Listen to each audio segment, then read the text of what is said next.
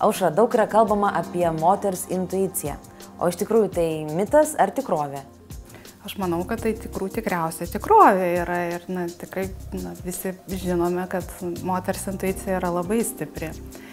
Ir mes netgi galim pasižiūrėti ir iš kitos pusės, tai yra moteris pačios yra iš savęs tokias intuityvios valgytojas netgi.